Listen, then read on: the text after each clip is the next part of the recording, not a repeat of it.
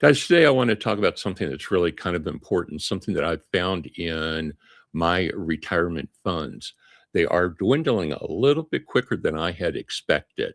And so I stopped and did some analysis, and I found out that there's really one major reason why it's okay that my retirement is dwindling. And it's something that I personally am going out of my way to do. And I want to talk to you about that. But there are 16 other possible reasons why typically we're not passing that much money down to our family.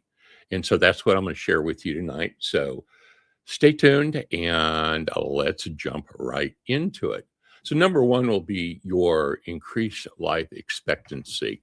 So, nowadays, a lot of people are living past the age of 100, and the life expectancy has actually jumped quite a bit in the last 25 years.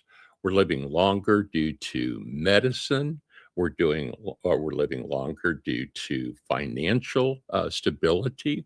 So all in all, we are adding years to our life. But with that comes additional bills that we never expected we were going to have to pay. And, you know, the longer you live, the potential you have of illness. Number two, we're talking about debt burdens. Now, there are a lot of seniors that still have not paid off their mortgages. That's a huge number one. You ought to see if you can afford to make that second payment in December. That always helps out a little bit, and it lowers that payment into your interest. Okay. The other amazing thing, and this is one thing, guys, please consider this strongly, is try to get rid of your credit card debt. It is so important. There's no reason that we're paying, 24%, 26%, 28, 30% on your credit cards. There's no reason. Consider a debt consolidation loan. That's one very quick way. And remember, that debt doesn't go away just because you passed. So you're got to manage your money very, very well. So you're not leaving a lot of debt to your family to take care of. All right. Now, number three, this is something I'm currently doing for personal reasons, and that is supporting adult children. Many boomers these days find that their adult children are moving back with them. I know my daughter is in her early 40s, had a domestic situation, and had to move in the middle of the night kind of situation. So, I was happy to take her on. She's been here almost 11 years. And what I find is that that's not really a hardship because she has her own space, but that's really a benefit because she helps out around the house and helps me out immensely.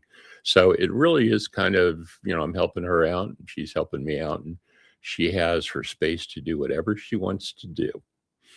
Okay. So it's not a bad thing if you need to talk to your children about it. It's something that you consider. But I do find that I'm spending a lot more money than what we would if we did not have my grandson and my daughter living with us. So there's a lot of truth to that. Next, you have changing family dynamics. So one of the biggest causes of divorces is usually retirement. And that is where you find yourself together with your partner for 24/7. And specifically, that may be for most people, that amount of time is too much. So, what you need to be able to do is spend that time doing a hobby, spend that time being busy. Don't spend that time sitting back and feeling aches and pains and feeling sorry for yourself and woe is you. Get out and play some golf, get out and hit some balls. My backyard was totally covered in snow, and now I see beautiful green grass coming up. So get out and walk the golf course. Just get out and enjoy your life a little bit. All right. Rising healthcare. Now, this is a huge, huge, huge dollar that you're going to be putting out.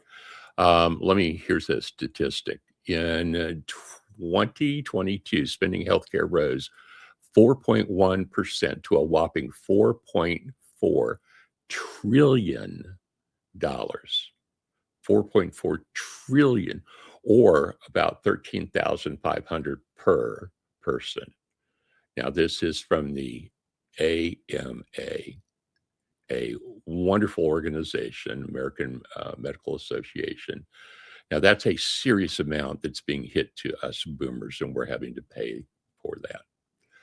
All right, next, number 6, we got priority on enjoying retirement. So these days, people don't really want to enjoy their retirement a little bit like the way our parents did. No, we want to get out there. We want the fancy cars. We want the big house. We want the second house, possibly a third house. We want, a place in Mexico that we rent out. And this is where it's going. You have a priority. Sit back and really think, do you really need that second boat? How many can you ski behind? Now, if you have massive families coming down all at once, yeah, of course, but now's the age that you want to get out of debt. So as much as you can, please consider debt consolidation loans. That's probably one of the best things. You can get them for 10 to 12%. Yes, it's a little bit more, but I can guarantee you if you've got credit cards, you're paying more than that. Okay. All right. Now, here's the single only one that I believe in strongly. And this is number 7, right? Number 7 is called living inheritance. This is really important, guys. Living inheritance. So boomers often prefer giving gifts, which I do, to my family while they're still alive, because I can actually watch them enjoy it. If they need help, maybe paying off a car, or if they need help with their home, or if they want to take a trip and they can't really, afford to fly, so they're going to drive and waste all that time. I and my wife will make the choice to help them out. So it allows them to have a better life. And you actually get to experience that instead of here's a bunch of money, go blow it. I'm dead. Doesn't really matter. Okay. Well, it does matter because we've worked hard to save our money. But wouldn't it be fun if we could do number 7, living inheritance, and actually see your kids having the enjoyment? Number 8 is something that I'm not going to spend too much time on, but it is very, very popular, and that is avoiding family conflicts. Inheritance disputes are extremely common, and they are nasty. They are brutal. I had it with my family when my father passed, with my father's inheritance. So please, I've lived this. If there's any questions that you may have, feel free to reach out to me at the bottom of this video, and I will answer as much and give you as many resources as I can possibly find. Okay. This is something that you can prepare for, but that's not part of today's video. Okay. Next, this is a problem all the time. This is economic downturn. You talk about the Great Recession of 2007 and 2009 and all the shortfalls in savings. Well, there are a lot of people that feel that we're going through this right now. Politics aside, I'm not going to talk about politics here. This is what we have. This is what we're dealing with. So what are we going to do to protect ourselves for economic downturn? And, I've done things like I've gone through my house and I've changed out all my light bulbs to the LED so that it costs that much less, to run my power. I've shaven about $100 off my power bill. So if you want tips or suggestions on how to do that, in the bottom, just drop me a quick note and I'll give you a list of them. Okay. All right. Next is increased cost of living. I mean, look at the price of eggs. I don't know where you live, but gas is about $2.95, somewhere in that area. I know the rest of the country, it could be down to $2.50, $2.40. We were up in Iowa, in that area, in northern part of Iowa. We found it for $2.10. So, be smart when you do this. There are money savings on gasoline. There are clubs that you can join.